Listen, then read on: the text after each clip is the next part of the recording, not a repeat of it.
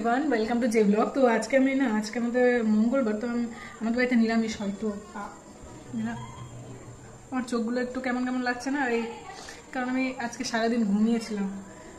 নিরামিষ আমার ঢুকেই না, বুঝলে, তাই জন্য দুপুরে ভাত খাওয়া হয়নি। তো দেখলাম যে মা ফুলকপির সবজি রান্না করেছে, তো এখনো একটু বেঁচে আছে। তো আমি ভাবলাম যে সেটাকে খিচুড়ি বানিয়ে খাওয়া যেতেই পারে। খিচুড়িতে একটু পেঁয়াজ দিয়ে ভালো করে মশলা টশলা দিয়ে খাওয়া যেতেই পারে। তো চলো তোমাদের খিচুড়ির রেসিপিটা আমি দেখাই, কিভাবে বাঁচানো যে সবজি সেটা দিয়ে আমি খিচুড়ি রান্না করছি। চলো। তো গাইস, আমি এখানে মুগের ডাল নিয়েছি। তোমাদের কাদের কাদের মুগের ডালের খিচুড়ি ভালো লাগে সেটা কিন্তু অবশ্যই কমেন্টে জানাবে। অনেকে অনেক ধরনের মুসুর বা মটর ডাল দিয়ে করে, আমাকে কিন্তু মুগের ডালের খিচুড়ি এত ভালো লাগে, কারণ যে সেন্ট করে না সেটা খুব ভালো লাগে। আর এখানে আমি দুপুরে যে জিরে আর আদা বাটা বেঁচেছিল সেটাই দিয়ে দিয়েছি ডালের মধ্যে। এরপর ভালোভাবে নেড়েচেড়ে এটাতে অ্যাড করেছি আমি বাড়িতে তৈরি মশলা। এই মশলাটাতে অনেক কিছু দেওয়া রয়েছে। তারপর একটু শুকনো লঙ্কার গুঁড়ো, তারপর প্রথমেই ধুয়ে রাখা চাল। এই চালটাকে আমি অনেকবার ধুয়ে তারপর কিন্তু এটাতে দিচ্ছি। তারপর চালটাকে ভালোভাবে নেড়েচেড়েই এতে আরও অনেক মাল মশলা যাবে। তো প্রথমে তোমাদের বলে রাখি যে এই খিচুড়িটা আমার মায়ের রেসিপি, আমার মা আমাকে বলেছিল এইভাবে করতে। তারপর আমি এখানে হলুদের গুঁড়ো দিয়ে দিয়েছি। আমি কিন্তু রান্নাবান্না বেশ পারি না অত, কিন্তু আমি চেষ্টা করি করার।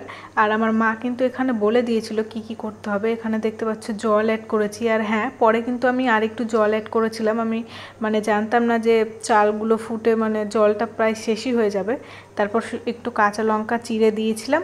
আর এই যে সেই দুপুরের বেঁচে থাকা সবজিটা সেটাও দিয়ে দিয়েছিলাম।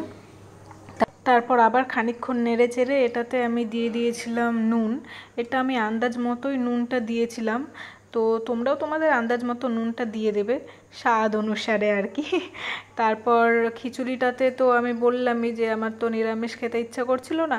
তো এই খিচুড়ি যে নিরামিষ করেছিলাম সেটাও কিন্তু ভালোই লাগছিলো, আমি চেখে দেখেছিলাম।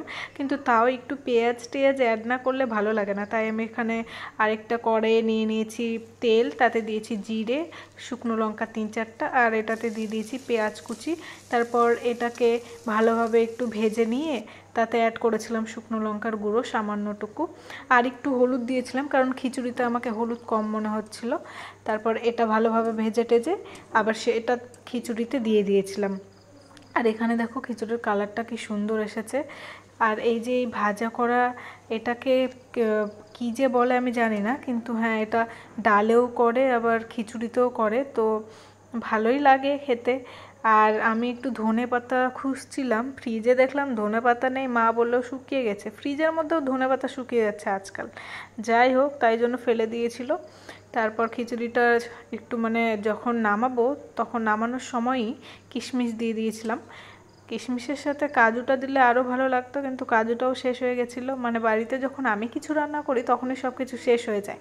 যাই হোক, কিন্তু খিচুড়ির স্বাদ কিন্তু কমে যায়নি এতে কিন্তু খিচুড়ির স্বাদ অনেক বেড়েই ছিল। তো তুমি আমার খিচুড়ির রিভিউটা এখানেই দেখতে পাবে ভিডিওতে। চলো খিচুড়িটা খেয়ে দেখা যাক। Have a byte.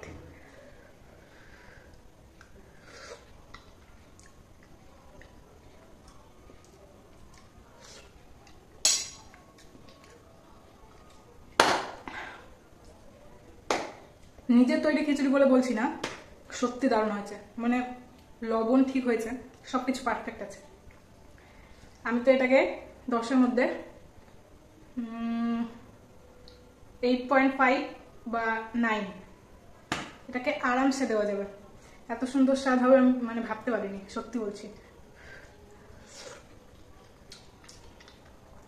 আর যারা ঘি পছন্দ করো, এই খিচুড়ির উপর যদি একটু ঘি দেওয়া যায় না, জমে যাবে পুরো। আমাকে তো ভালো লেগেছে। তোমাদের ভিডিওটি কেমন লেগেছে অবশ্যই কিন্তু কমেন্টে জানাবে। আর হ্যাঁ, আমি রান্নাবান্না করে পুরো ঘেমে গেছি, তো এটাকে একটু অ্যাভয়েড করো। তো ভিডিওটি অবশ্যই লাইক শেয়ার সাবস্ক্রাইব করে দাও গাইজ।